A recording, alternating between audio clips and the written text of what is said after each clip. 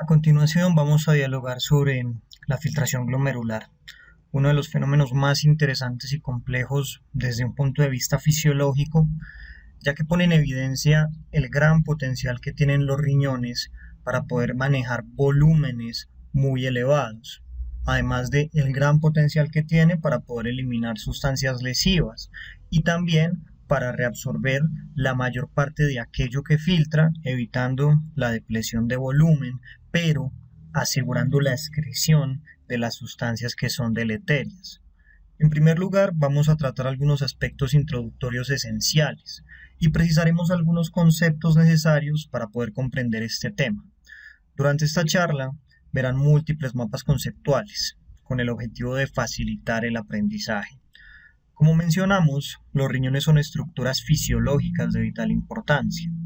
Los riñones participan en muchas funciones. Entre estas destacan, por ejemplo, la regulación del equilibrio hidroelectrolítico, la excreción de desechos metabólicos como la urea, el ácido úrico, la creatinina y productos finales del desdoblamiento de la hemoglobina, también los metabolitos de algunas hormonas y también permiten la excreción de sustancias bioactivas y sustancias extrañas, en otras palabras, de xenobióticos.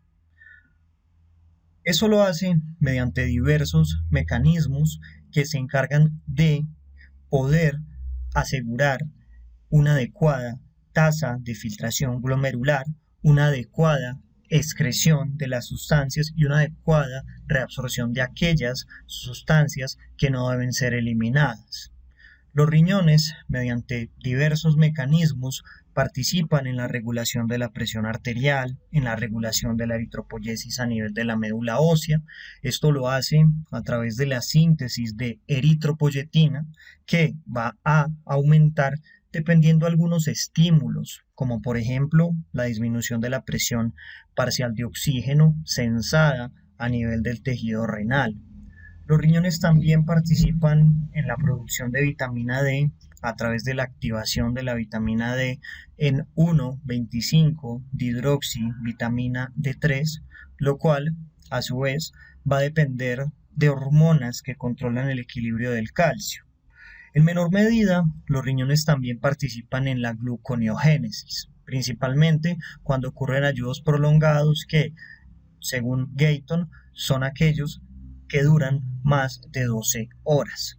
Recuerden que la mayor parte de la glucogénesis ocurre a nivel hepático, pero en esos ayunos prolongados, ayunos mayores de 12 horas, el riñón va a tener un rol importante. En cuanto a una breve contextualización anatómica, los riñones se encuentran fuera de la cavidad peritoneal, en contacto estrecho con la pared abdominal posterior. Morfológicamente son unas estructuras que se asemejan a frijoles, tienen unas dimensiones que oscilan aproximadamente los 12 por 6 por 3 centímetros, tienen un peso estimado en torno a 170 gramos o 0,5% del peso corporal total y se constituyen por dos regiones importantes, la cápsula renal y el hilio renal. El hilio renal será el sitio por el cual van a penetrar los vasos renales. Muy bien, según el texto Fisiología renal de Vander, verán que a lo largo de esta charla vamos a tomar tres textos como referentes: Fisiología renal de Vander, que es un texto de cabecera del pregrado, el texto de Fisiología de Gayton y también vamos a tomar en consideración el texto de Nefrocrítico de Bronco. Muy bien, según el texto Fisiología renal de Vander, la filtración se define como el proceso mediante el cual los riñones se encargan de coger la sangre y el fluido plasmático y separarlo. Mediante este proceso ingresa algunos solutos y también agua en el interior de la cápsula de Bowman, contribuyendo entonces en el paso inicial para la formación de la orina. Podemos entender la filtración como el volumen de fluido filtrado por unidad de tiempo desde los capilares glomerulares renales hacia el interior de la cápsula de Bowman, o lo podemos entender matemáticamente como el filtrado glomerular multiplicado por la concentración plasmática. Normalmente la filtración se mide en mililitros por minuto. La reabsorción tubular es otro proceso importante y es el segundo concepto que vemos en esta diapositiva. La reabsorción tubular se define como el proceso mediante el cual los solutos y el agua que se encuentran presentes dentro del espacio luminal atraviesan la membrana apical y la membrana vasolateral de la célula para poder regresar a la circulación. A diferencia de la filtración, la reabsorción es un fenómeno que es muy selectivo y esa selectividad va a depender de los requerimientos específicos del organismo. Finalmente, tenemos el último término que es secreción. Secreción tubular hace referencia al proceso mediante el cual iones residuales pasan desde la célula hacia la luz tubular. Y estos tres conceptos los podemos ver relacionados mediante una fórmula que es la fórmula de la velocidad de excreción urinaria, debido a que la velocidad de excreción urinaria va a estar entonces determinada por la filtración, la reabsorción tubular y la secreción tubular. Esta fórmula básicamente dicta que la excreción urinaria es igual al producto de la filtración glomerular más la secreción tubular menos la reabsorción tubular. Algo muy importante a mencionar es que tanto la filtración como la reabsorción son procesos cuantitativamente muy intensos en relación a la excreción urinaria y en relación a la secreción de algunas sustancias. Todos estos conceptos los iremos profundizando a medida que transcurra la charla. Los riñones entonces contienen nefronas. Se estima que cada riñón posee cerca de 1 millón de nefronas, por lo cual un adulto joven promedio va a tener 2 millones de nefronas. Las nefronas, paulatinamente, van disminuyendo con la edad. Si hacemos un zoom a una nefrona, como podemos ver en pantalla, podemos apreciar que cada nefrona tiene un componente filtrador esférico y este componente se va a denominar como corpúsculo renal. Desde el corpúsculo renal surge un túbulo que va a dar forma al túbulo proximal, posteriormente al asa de Henle con sus respectivos componentes o segmentos gruesos y delgados, luego al túbulo distal y finalmente al túbulo conector.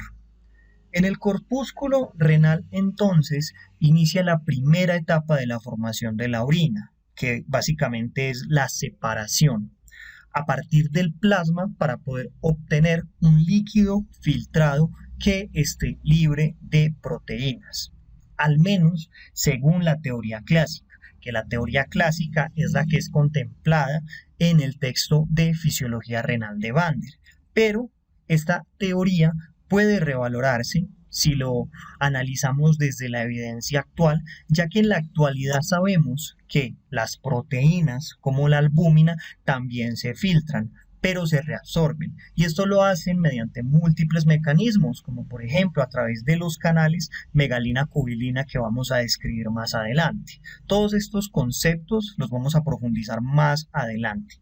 El corpúsculo renal se constituye entonces por los capilares glomerulares y por la cápsula de Bowman, como puede verse en ambas imágenes. De forma simplificada, en esta estructura la sangre entra y sale de la cápsula de Bowman a través de las arteriolas que penetran la superficie de la cápsula a nivel del polo vascular. El sitio donde se filtra el líquido es el espacio de Bowman, que el espacio de Bowman es este, donde pueden apreciar esta flecha. Decir que estudiar la filtración glomerular es estudiar la totalidad de la función renal es falso. Realmente la filtración glomerular no estudia la función renal, estudia simplemente un componente. ¿Por qué les digo esto? Porque la función renal finalmente tiene otros determinantes, como todos los que habíamos visto previamente, que incluso involucran la producción de eritropoyetina, la participación en la gluconeogénesis en los contextos de ayuno prolongado, entre otros. Sin embargo, históricamente, la filtración glomerular se ha considerado como una buena herramienta para poder estudiar la función de los riñones, pero no es el método que realmente estudia en plenitud la función renal. Estudia simplemente una función que tienen los riñones, que es la función de filtrado. Si nosotros hablamos de filtración glomerular, estamos hablando de que en pacientes jóvenes esta suele rondar los 120 a los 130. En pantalla básicamente podemos ver la irrigación y el drenaje del sistema renal. De manera resumida, la arteria renal da luz a las arterias interlobulares que van a conformar las arterias arciformes que van a constituir posteriormente la arteriola aferente. La arteriola aferente se filtra en el capilar glomerular aprovechándose de las presiones a favor de la filtración, la presión coloidosmótica de la cápsula glomerular, que según Gayton y Vander es de 0, pero esto puede variar según los postulados de Ronco. Además de el principal responsable a favor de la filtración, que va a ser la presión hidrostática dentro del vaso o dentro del capilar. Una vez ocurra la filtración, la sangre va a continuar de manera independiente a la arteriola eferente, que va a continuar con los capilares peritubulares, que van a terminar llevando sangre hacia las venas, primero mediante los vasos rectos, las venas arciformes, las venas interlobulares, la vena interlobular y finalmente la vena renal. Hay algo muy importante que debemos mencionar en este punto relacionado con los capilares glomerulares, y es que estos tienen la característica especial de que manejan presiones muy altas en relación a otros capilares. Los capilares renales manejan presiones muy altas. Según Gayton, hablamos de presiones hidrostáticas glomerulares de hasta 60 milímetros de mercurio, triplicando el valor usual de los otros capilares, que suele rondar los 20 milímetros de mercurio. Los capilares glomerulares entonces manejan presiones de 60 milímetros de mercurio versus los otros capilares que manejan presiones de 20 milímetros de mercurio. A grandes rasgos, cada nefrona tiene un penacho glomerular por donde se filtra mucho líquido y un túbulo en el que el líquido filtrado se convierte posteriormente en orina. Según la región, existen entonces dos tipos de nefronas. Las nefronas corticales, que las nefronas corticales tienen asas de Henle cortas que penetran poco en la médula o en su defecto no la penetran, y tienen otras nefronas que son las nefronas yuxtaglomerulares que tienen grandes asas de Henle. En las nefronas corticales, todo el sistema tubular va a estar rodeado de una extensa red de capilares peritubulares, mientras que en las yuxtamedulares, las arteriolas eferentes van a ser largas y se van a extender desde los glomérulos hasta la médula externa y se van a dividir en unos capilares peritubulares especializados que vamos a denominar como vasos rectos y que se van a extender hasta la médula, al lado de las asas de Henle, van ahí junto a ellas. Luego, esos vasos, como mencionamos previamente, se van a vaciar en el sistema venoso. Si nosotros realizamos un recorrido sobre el proceso de filtración y el proceso de generación de orina, veríamos más o menos lo siguiente. La sangre sin filtrar llega al capilar glomerular. Allí, la presión hidrostática glomerular, que para Gayton y para Vander es de 60 milímetros de mercurio y para Ronco es de 46 milímetros de mercurio, va a ejercer un efecto positivo en pro del filtrado. En este momento el líquido va a ser isotónico. Recordemos que la filtración en gran medida funciona según la ecuación de Starling, la ecuación capilar de Starling. Otra presión que en teoría va a colaborar al filtrado va a ser la presión oncótica o coloidosmótica de la cápsula de Bowman. Esta presión, en términos prácticos, lo que intenta es arrastrar el líquido hacia el soluto. El soluto van a ser las proteínas, mientras que van a ser fuerzas opositivas a la filtración, la presión oncótica del capilar glomerular, que ronda los 32 milímetros de mercurio.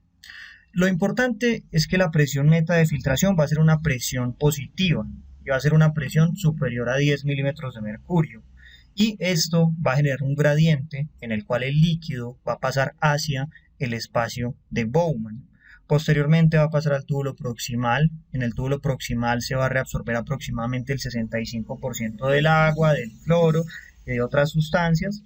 Luego vamos a llegar al asa de Henle en su rama descendente. Esta rama descendente tiene una característica muy interesante y es que es permeable al agua y va a absorber un 20% de la misma. Luego llegamos a la rama ascendente que va a ser impermeable al agua y luego vamos a llegar a el túbulo contorneado distal. Pero antes de llegar allí, vale la pena mencionar que en la rama ascendente vamos a poder ver cómo se reabsorben algunos solutos de manera pasiva. En este punto del filtrado, el líquido que vamos a tener disponible va a ser un líquido hiperosmótico. Luego el líquido va a pasar a la rama ascendente gruesa y en la rama ascendente gruesa se va a reabsorber un 15 a un 25% del sodio, del cloro y del potasio. Esta cifra va a variar dependiendo del autor de fisiología o del tratado que estemos consultando. También en el asa de Henle se reabsorbe amonio y esto es algo muy importante. En esta rama también se reabsorbe calcio y se reabsorbe magnesio y al salir de ella el líquido va a ser hipoosmótico. Posteriormente el líquido va a pasar por las células de la mácula densa. Estas células de la mácula densa son elementales para poder regular los mecanismos de retroalimentación debido a que estas células sensan concentraciones de sodio y luego el líquido va a seguir al túbulo contorneado distal donde va a terminar de reabsorberse el sodio, el cloro y el magnesio y posteriormente de manera concisa el líquido va a pasar a la pelvis renal, al uréter, a la vejiga, a la uretra y finalmente va a ser excretado del todo. Explicado lo anterior, podemos ver que existen varios patrones de comportamiento en relación a las sustancias y su patrón de filtración, como podemos apreciar en esta imagen que es extraída de Gayton. Por ejemplo, una sustancia puede filtrarse libremente en los capilares glomerulares, pero no reabsorberse ni secretarse, por lo cual se dice que su excreción va a ser igual a su filtración. Esto pasa, según Gayton, con la creatinina, pero en la actualidad también sabemos que una pequeña porción de la creatinina va a ser reabsorbida y otra porción va a ser secretada. Muy bien. También nosotros podemos encontrar otro tipo de sustancias que pueden filtrarse libremente pero se reabsorben parcialmente, como podemos ver en la imagen B. ¿Esto ocurre con qué? Con el sodio y ocurre también con el cloro.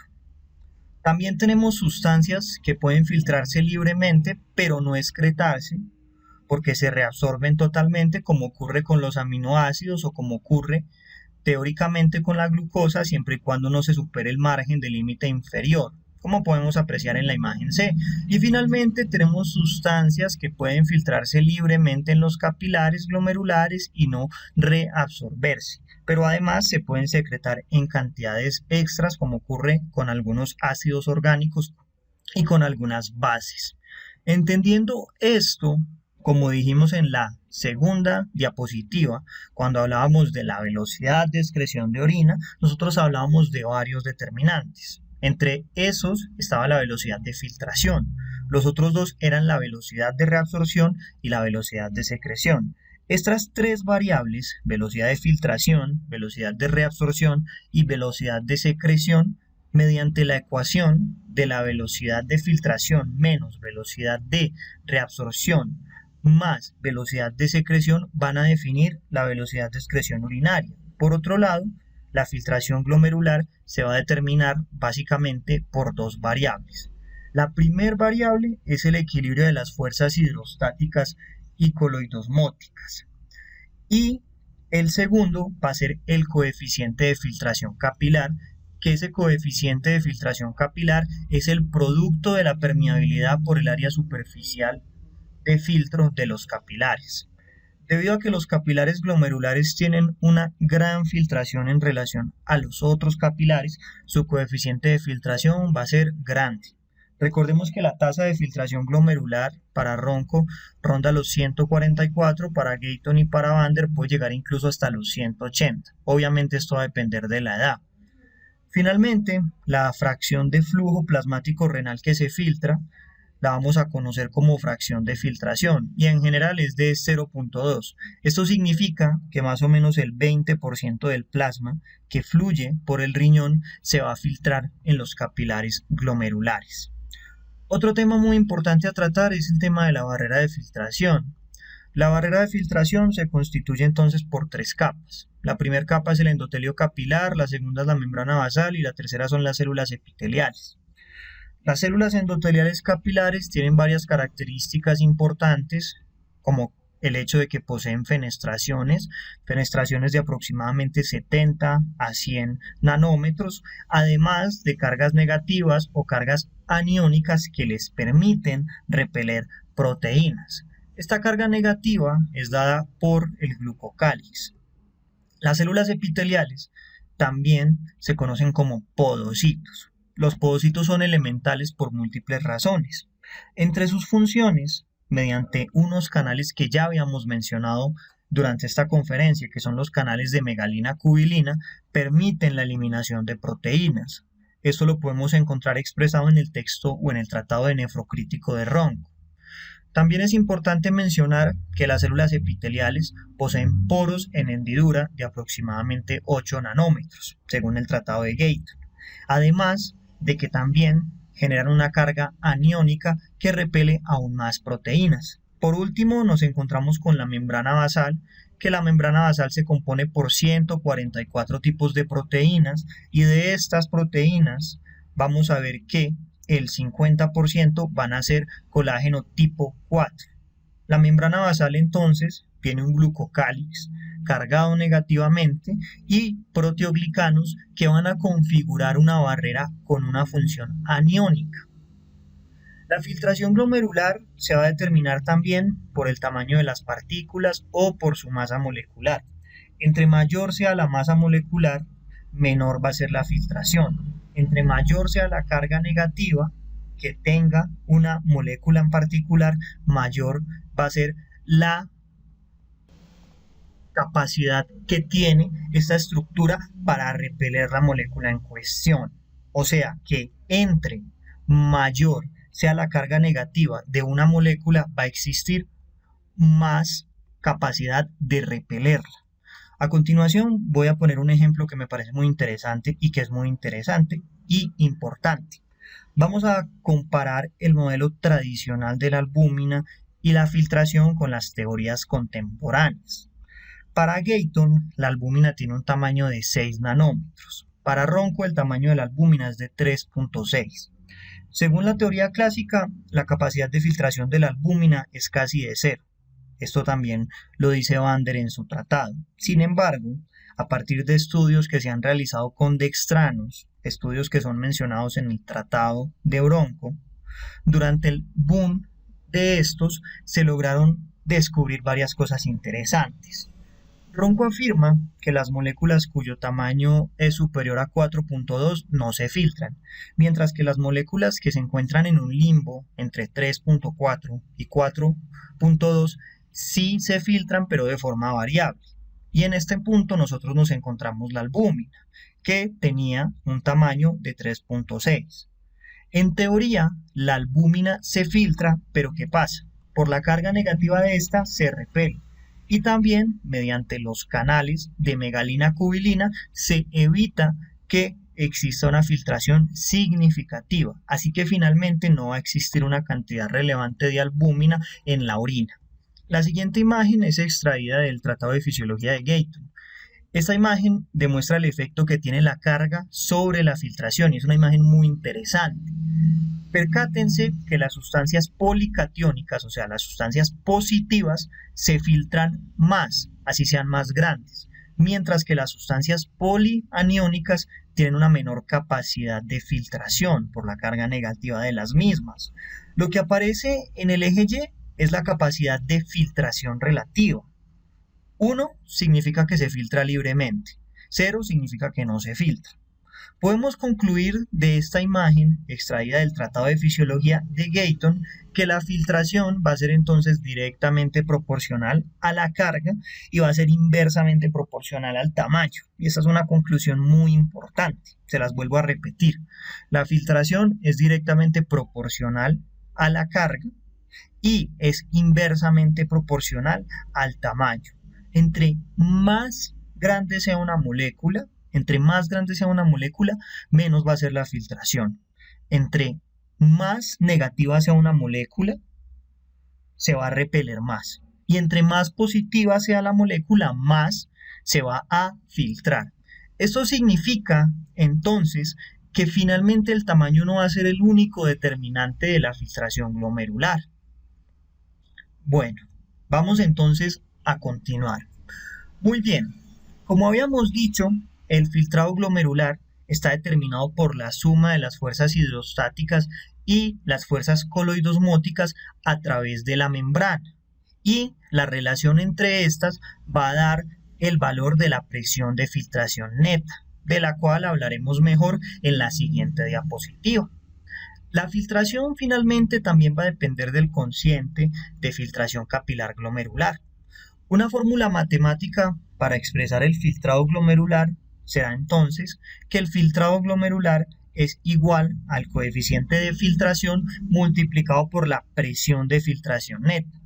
Si nosotros consideramos que la presión de filtración neta es el fruto de las presiones que favorecen el filtrado y las presiones que se oponen a el filtrado, obtendríamos entonces la ecuación que vemos abajo. Pese a que el coeficiente de filtración no se puede medir directamente, experimentalmente sí se puede hacer y se considera que es igual a la filtración glomerular sobre la presión neta. Básicamente estaríamos despejando la primera fórmula. Según el texto de Gayton, el valor normal del coeficiente de filtración es de 12.5. Sin embargo, algunas entidades patológicas como la glomerulonefritis, la lesión renal aguda, la obstrucción ureteral o el daño por aminoglucósidos u otro tipo de nefrotóxicos pueden reducir esta variable. Esta tabla es muy interesante ya que esta tabla nos resume los valores de las presiones según el Tratado de Ronco y según el Tratado de Gayton, que el Tratado de Gayton finalmente va a ser muy similar al de Bander. Además, nos muestra la fórmula de la presión neta de filtración que habíamos mencionado previamente. Recuerden entonces, las fuerzas que colaboran a la filtración son la hidrostática glomerular y la oncótica de Bowman. Las que se oponen son la oncótica glomerular y la hidrostática de Bowman. Para Ronco, la presión hidrostática glomerular es de 46 milímetros de mercurio y la hidrostática de Bowman es de 12 milímetros de mercurio. Ronco en su tratado no da valores directos de las presiones restantes o de las otras presiones, ya que parte de la premisa de que el modelo clásico de filtración de proteínas, como la albúmina, que habíamos mencionado a priori, debe revalorarse. No obstante, hasta el momento, estas presiones no se han logrado cuantificar según el modelo contemporáneo, y debido a que no se han logrado cuantificar con exactitud, en esta edición del texto de Nefrocrítico de Ronco no se contempla ni se da un valor específico, mientras que para Gayton y para Bander, con su modelo clásico que siempre habíamos tenido, las presiones hidrostáticas glomerulares van a ser más altas, van a ser de 60 milímetros de mercurio, la hidrostática de la cápsula de Bowman va a ser de 18 y la oncótica glomerular va a ser de 32 milímetros de mercurio, mientras que la presión oncótica en la cápsula de Bowman va a ser de 0. Lo importante de todo esto es que la presión neta de filtración va a ser positiva. Para Ronco va a ser de 34 milímetros de mercurio y para Gayton va a ser de 10 milímetros de mercurio. Y el hecho de que sea positiva va a generar un gradiente que va a facilitar la filtración glomerular. Esta imagen es extraída de Gayton y básicamente ejemplifica cómo se aplica la ecuación de Starling capilar en el contexto de la filtración glomerular. Básicamente esta imagen representa lo que hemos venido hablando en las diapositivas anteriores. Bien. Matemáticamente, también tenemos otras expresiones importantes y otras fórmulas importantes a considerar. Otro concepto que nosotros debemos mencionar es el concepto de ultrafiltración, que la ultrafiltración es igual a la permeabilidad de la barrera de filtración por la presión hidrostática transcapilar menos la presión coloidosmótica.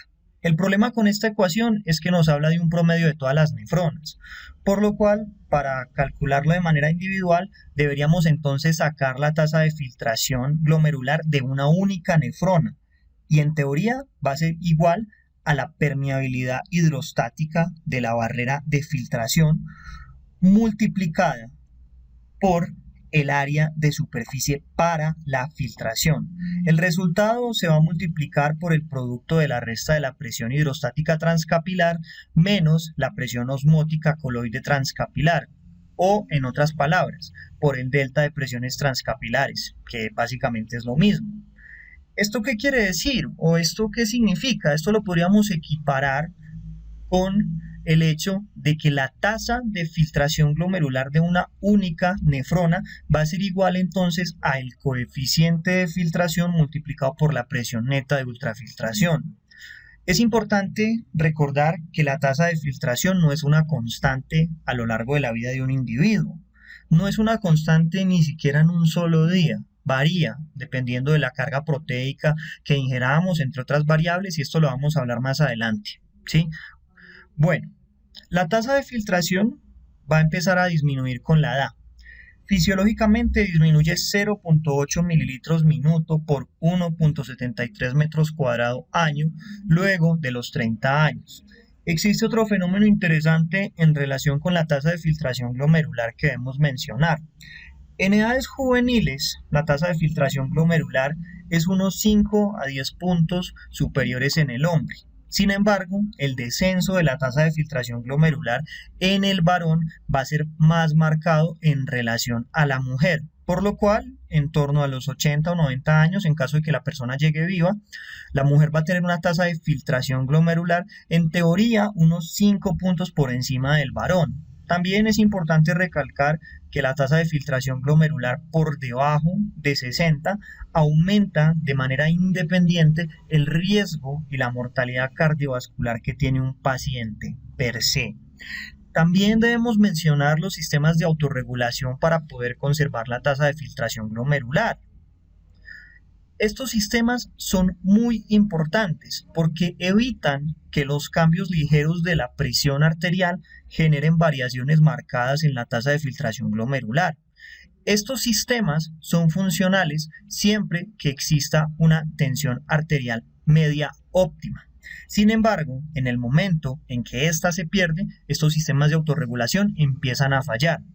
Usualmente empiezan a fallar cuando la tensión arterial sistólica cae por debajo de 80 milímetros de mercurio. Y en este punto de la charla es interesante mencionar el estudio de ASFAR, el Sepsis-PAM, que es un estudio clásico que básicamente definió que los pacientes con sepsis deberían tener medias por encima de 65 milímetros de mercurio, y es especialmente interesante analizar este estudio en este contexto. ¿Por qué? Porque había un subgrupo en este estudio que eran los pacientes que tenían hipertensión arterial, y en los pacientes con hipertensión arterial se evidenció que existía un beneficio de mantener unas presiones arteriales medias en torno a 75 milímetros de mercurio, o sea que es mejor en ese tipo de población específica mantener unas presiones arteriales medias un poco más altas. Esto es precisamente por las modificaciones que ocurren en los sistemas de autorregulación.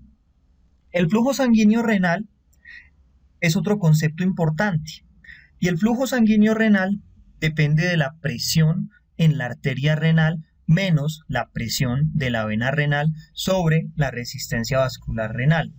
Básicamente, el flujo sanguíneo renal se deriva de la ley de Ohm. El flujo sanguíneo renal está sometido a complejos controles fisiológicos que abarcan procesos humorales, procesos hormonales, procesos mecánicos, entre otros. Por ejemplo, la activación del sistema nervioso simpático, debido a que los vasos renales tienen una gran inervación simpática, van a poder generar la contracción de las arteriolas renales y van a poder reducir o modificar el flujo sanguíneo renal y por ende la tasa de filtración glomerular. En la práctica, lo que se ha visto es que la estimulación simpática moderada a leve no ejerce un efecto significativo o un efecto mayor sobre el flujo sanguíneo y sobre la filtración, pero en los contextos de activaciones agudas sí se generan modificaciones. Situaciones que ejemplifican esto son, por ejemplo, los descensos de la tasa de filtración glomerular que pueden ocurrir en los pacientes con un shock hipovolémico, por ejemplo, un shock hemorrágico grave, o en los pacientes que tienen isquemias encefálicas. En esas situaciones vamos a ver cómo si ocurren cambios drásticos en la tasa de filtración glomerular. El flujo sanguíneo también va a depender de otras sustancias hormonales y de otro tipo de sustancias que tienen potenciales vasoconstrictores, como por ejemplo la noradrenalina, la endotelina o algunos autacoides. En la siguiente diapositiva les voy a mostrar unas tablas que básicamente resumen los mediadores que tenemos que puedan generar vasoconstricción o que puedan generar vasodilatación. Generalmente, muchas de estas sustancias se secretan en paralelo a la actividad simpática. Otro concepto importante que se encarga de regular el flujo sanguíneo es el de respuesta miogénica. La respuesta miogénica es una respuesta rápida que usualmente se dispara entre 0 a 8 segundos y es muy importante. También es importante mencionar el rol de la mácula densa y el rol del sistema renina-angiotensina-aldosterona. Esos roles se los voy a resumir más adelante a través de un flujograma.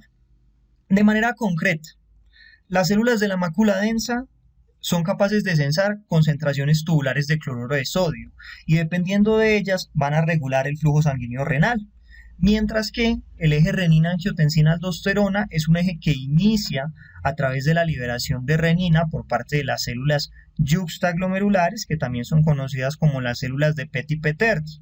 La renina, luego de que se libera, cataliza la conversión del angiotensinógeno en angiotensina 1. El angiotensinógeno se produce a nivel hepático. Bueno, entonces la renina cataliza la conversión de angiotensinógeno en angiotensina 1, la cual pasa posteriormente a angiotensina 2 gracias a la enzima convertidora de angiotensina. Y esta ocasiona efectos vasoconstrictores cuando actúan los receptores AT1 y también tiene un rol vasodilatador cuando actúa en los receptores AT2. Merece especial mención el efecto Donan, que lo pueden ver en pantalla. El efecto Donan es un efecto muy importante cuando nosotros hablamos de la autorregulación de la filtración glomerular. Básicamente, los cambios vasogénicos tienen un efecto sobre el filtrado. Y el efecto Donan hace referencia a que si aumenta mucho la vasoconstricción de la eferente, más de 3 veces el valor normal, la tasa de filtración glomerular va a disminuir. Y esto ocurre gracias a que esa vasoconstricción tan importante produce un aumento rápido de la presión coloidosmótica capilar, que es una fuerza de oposición al filtrado.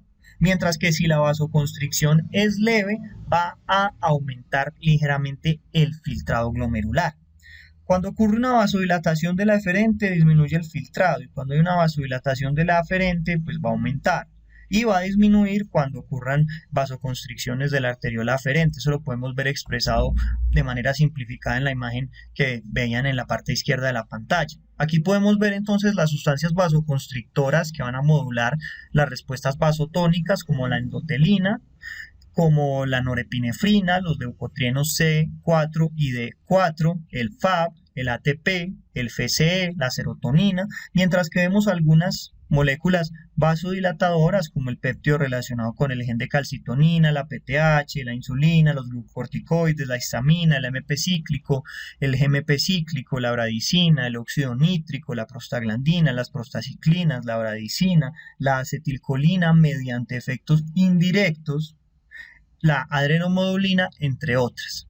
Resulta especialmente interesante que mencionemos que la acetilcolina per se no es un vasodilatador directo, sino que lo que hace la acetilcolina es aumentar la GMP cíclico, y cuando esto ocurre, cuando se aumenta la GMP cíclico, se ocasiona una vasodilatación.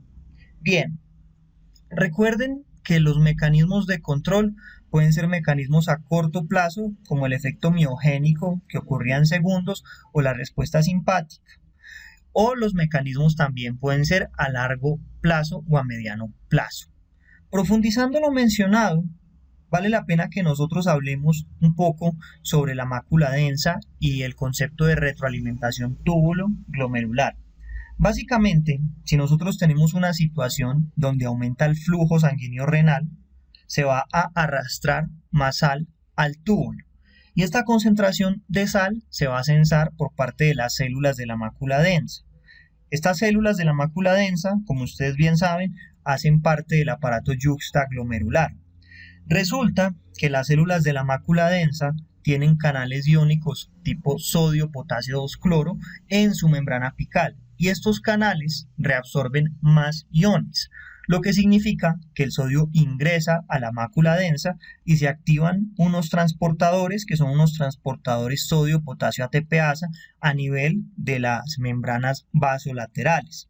Cuando esto ocurre, se convierte ATP en ADP y en AMP, y la adenosina que se obtiene de estas reacciones se une a receptores A1 que están localizados en el músculo liso de los vasos, y esto ocasiona la estimulación en la señalización de calcio, lo cual va a causar vasoconstricción de la arteriola eferente y aumento del flujo sanguíneo renal. Las células yuxtaglomerulares, entonces, tienen la potestad de liberar renina, que va a catalizar la conversión de angiotensinógeno que fue construido o fue producido en el hígado a angiotensina 1, y la angiotensina 1 por la ECA, como habíamos mencionado, se convierte en angiotensina 2.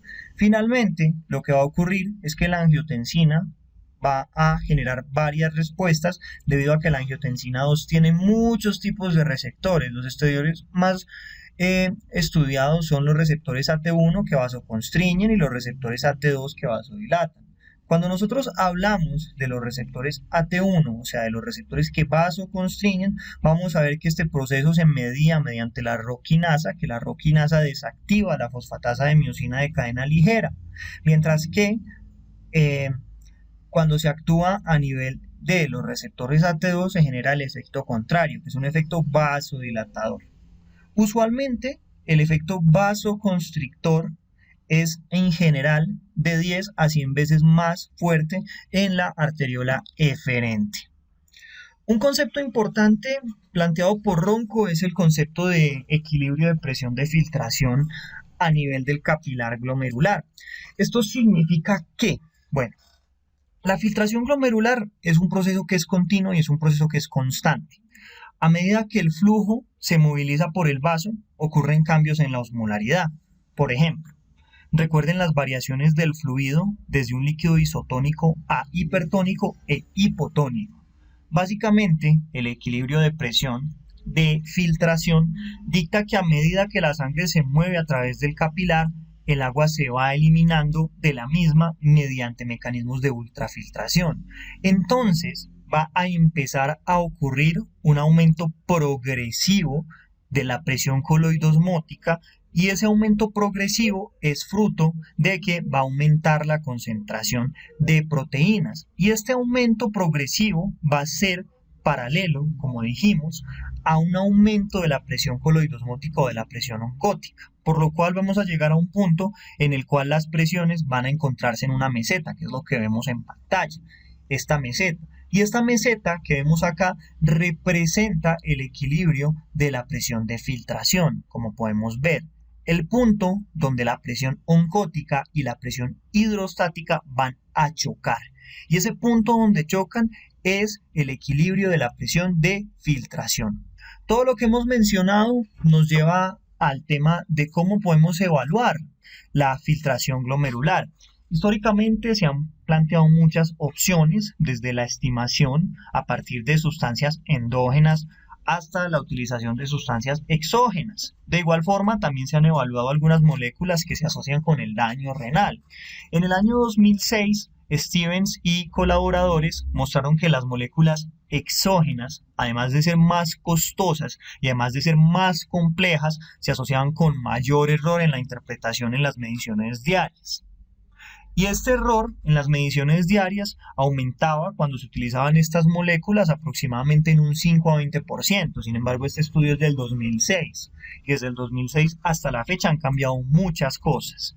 Hasta el momento, la sustancia más empleada históricamente ha sido la creatinina, pese a que claramente tiene limitaciones. Limitaciones como cuáles, que se alteran desnutridos, se puede alterar en atletas de alto rendimiento. Pero a partir de la creatinina se pueden emplear fórmulas para poder estimar la tasa de filtración glomerular. En pantalla vemos la fórmula del estudio Medred, que ha demostrado ser de las fórmulas más precisas. También existen otras fórmulas como por ejemplo la de Cockcroft-Gaul o también la fórmula del CKD-EPI. En pantalla tenemos una lista de moléculas que se han propuesto para poder estimar la función renal. Por ejemplo, desde las clásicas como la creatinina, el BUN, la urea, hasta otras como la beta-2 microglobulina, la proteína ligada al retinol, la inulina, la cistatina C, el iotalamato, la lipocalina asociada a la gelatinasa de neutrófilos y esta lipocalina asociada a la gelatinasa de neutrófilos, también conocida como N-gal, en los últimos años ha cobrado mucha importancia. Una fórmula que en la actualidad ha demostrado ser de gran utilidad es la fórmula del CKD-EPI. Esta puede encontrarse en varias calculadoras médicas. Personalmente recomiendo la calculadora médica de Melcalc. Me parece que es una calculadora muy fácil de manejar y es una calculadora muy intuitiva. Como dijimos, también existe la fórmula de Cockcroft-Gaul. Esta es la más vieja. La fórmula de Cockcroft-Gaul data aproximadamente de 1970.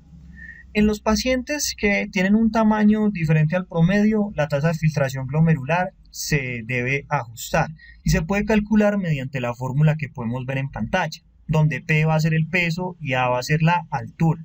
Recuerden también que la tasa de filtración glomerular es una variable que no está validada en los pacientes agudos. Nosotros la calculamos en pacientes crónicos.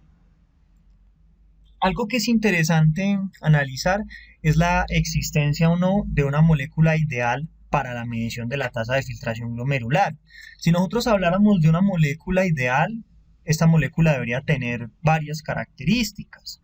Características como que la filtración sea completa por la membrana glomerular, como que tenga una ausencia de reabsorción o de secreción en el túbulo, que sea de fácil medición y que sea también económica y que no sea tóxica.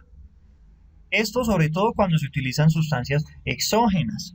Pero, al igual que el concepto de pareja perfecta, no existe una molécula perfecta. Existen muchas, como habíamos descrito previamente, pero todas las moléculas empleadas tienen algunos limitantes. Por ejemplo, la creatinina es barata, pero está muy sujeta a errores, dependiendo el contexto nutricional o dependiendo si el paciente hace ejercicio o no, dependiendo del paciente si está quemado o está críticamente enfermo. Entonces la creatinina puede variar mucho.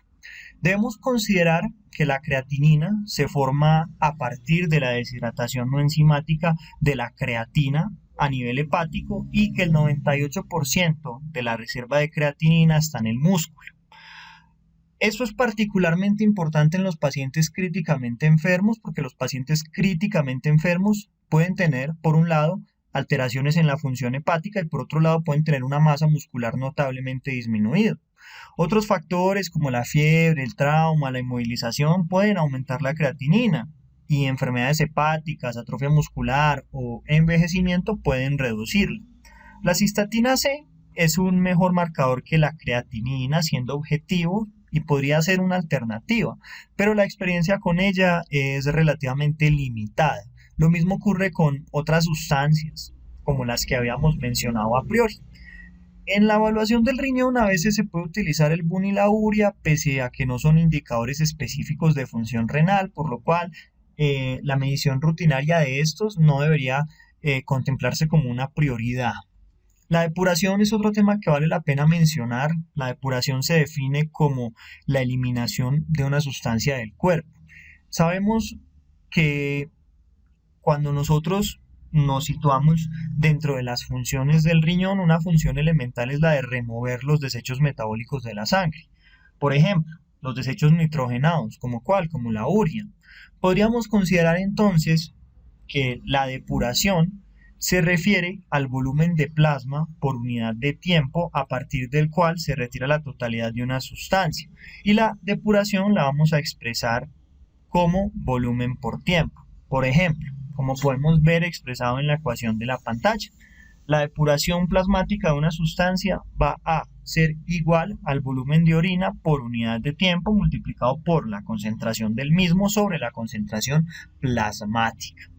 Lo anterior nos lleva a mencionar formas de medir la tasa de filtración glomerular. El ejemplo característico es el ejemplo de la creatinina, que la creatinina es la que más experiencia tiene en la clínica. La creatinina, como hemos dicho, es un producto terminal del metabolismo de la creatina que usualmente se encuentra a nivel del músculo esquelético y se envía continuamente hacia la sangre. La creatinina se filtra con libertad y no se reabsorbe en teoría, como explicamos cuando mencionamos los modelos de filtración, pero actualmente se sabe que una pequeña porción se puede reabsorber y otra pequeña porción se va a secretar. Dijimos que la creatinina era una sustancia que es fácil de medir y es reproducible y es económica. Pero recuerden que la creatinina está sujeta a variaciones por lo que habíamos mencionado. Una pequeña cantidad de la creatinina se secreta en el túbulo proximal. Por este motivo, la creatinina que aparece en la orina representa tanto un componente filtrado como un componente secretado. Y aquí viene el inconveniente de la depuración de creatinina, y es que a causa de la secreción, la depuración de la creatinina es un poco mayor que la tasa de filtración glomerular. La fracción secretada suele ser 10 a 20%, lo cual va a sesgar la medición ligeramente. ¿Cómo se mide la depuración de creatinina? Recordemos que por lo general se recoge la orina del paciente durante 24 horas y se toma una muestra de orina en algún momento durante el periodo de recolección. Algunos autores, como Aragones, hablan de mediciones en 2, 4 o 6 horas, pero digamos que la recolección estándar ha sido la recolección en 24 horas, o sea, en 1440 minutos, que son los minutos que componen las 24 horas. Clásicamente se hace a partir de un periodo de tiempo de 24 horas, pero también se podría hacer en 2 horas y hablaríamos de que los minutos cambiarían a 120, o en 4 que serían 240, o en 6 que serían 360, etcétera, etcétera. También es importante mencionar que si se conoce la tasa de filtración glomerular y la excreción renal de una sustancia, podemos calcular si hay reabsorción neta o una secreción neta de esa sustancia. Por ejemplo, si la excreción de la sustancia es menor que la carga filtrada de esa sustancia, entonces parte de la sustancia debe haberse reabsorbido en los túbulos renales. Por el contrario, si la excreción de la sustancia es mayor que la carga filtrada, la intensidad con la cual va a aparecer en la orina va a representar la suma de la filtración glomerular más la secreción tubular. Hagamos un ejemplo fácil, un ejemplo con el sodio. La carga de sodio filtrada va a ser entonces la filtración glomerular por el sodio plasmático. En este caso vamos a hablar de 100 mililitros minuto por 140, lo que va a dar una cifra de 14.000. La excreción urinaria de sodio es de 70 aproximadamente, por lo cual la reabsorción tubular de sodio va a ser la diferencia entre la carga filtrada y la excreción urinaria. En otras palabras, 14.000 menos 70, esto significa que la reabsorción tubular del sodio va a ser de 13.930, simplemente le restamos 70. Como muchos órganos, el riñón posee mecanismos para adaptarse a una mayor demanda de trabajo o estrés, algo similar a lo que ocurre con el corazón.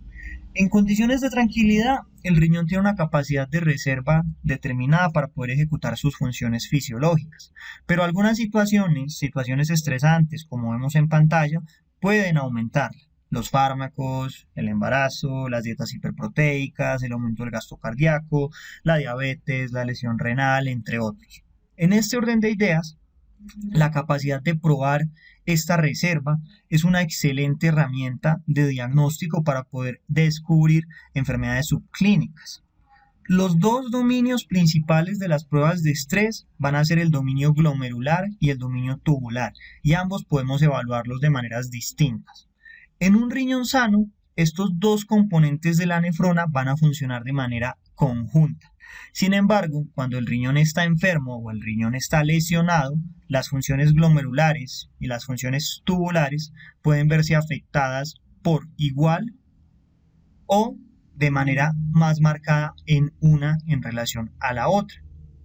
Una evaluación de las funciones glomerulares y una evaluación de las funciones tubulares otorga mucha información clínica.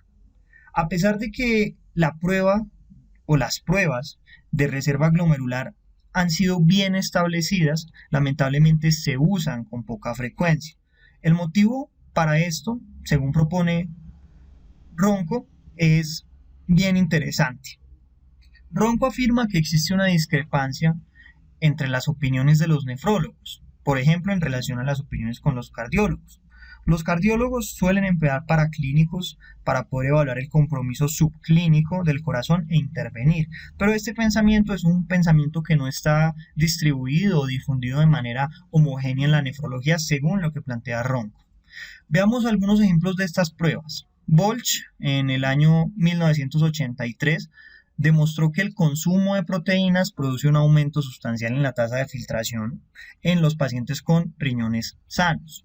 En general, las personas sanas, más o menos 1 o 2 horas luego de una carga proteica aguda, que Bosch en cuestiones de su estudio lo definió como 1 a 1.2 gramos por kilo, va a tener un aumento en la tasa de filtración glomerular. Y la diferencia entre la tasa de filtración glomerular pico o máxima y la tasa de filtración basal va a describir algo que se conoce como reserva funcional renal. También Graf ha hecho estudios en relación al tema y Graf ha podido validar esta manera de poder evaluar la función renal mediante infusiones con aminoácidos. Aquí podemos ver los aumentos de la tasa de filtración glomerular luego de la carga proteica. En este caso puntual, la carga proteica se hizo tras el consumo de carne y podemos ver la relación de la misma con la tasa de filtración glomerular basal. Y básicamente ese delta vendría a ser la reserva funcional renal. Por último, hablamos de la función tubular. En pacientes agudos puede ser útil y se ha planteado un enfoque con furosemida intravenosa. Chawla y Coles plantearon la prueba de estrés con furosemida. La prueba de estrés con furosemida es muy útil, es muy interesante. Y la prueba de estrés con furosemida se ha evaluado prospectivamente en estudios de cohorte con pacientes en estado crítico que tienen una lesión renal aguda. Y algunos estudios han encontrado que tiene un buen rendimiento diagnóstico. En el estudio que vemos en pantalla se dio una dosis de 1 a 1.5 miligramos por kilo de furosemida intravenosa en pacientes críticamente enfermos que tenían lesión renal aguda en estadio 1 o en estadio 2 y luego evaluaron la respuesta de la producción de orina y se demostró que los pacientes que producían menos de 200 cc a las 2 horas luego de la prueba de estrés con furosemida progresaban más fácilmente a un estadio 3 en 14 días. Cuando nosotros hablamos de sensibilidad y de especificidad, la prueba de estrés con furosemida tiene una sensibilidad de 87.1% y una especificidad de 84.1%. Van der Voort y colaboradores también realizaron algo similar, pero lo hicieron con una infusión estandarizada de furosemida durante 4 horas. Y también reportaron que la producción de orina tenía un rol pronóstico. Estas pruebas tienen un plus y es que pueden hacerse al pie de la cama del paciente. Además que la furosemida es barata y la furosemida está prácticamente en todo el mundo. Para finalizar, quise traer esta tabla. Esta tabla es el resumen de todas las fórmulas que hemos estado estudiando y que hemos estado explicando. Bueno, aquí pueden apreciar las referencias más significativas de esta charla. Muchas gracias.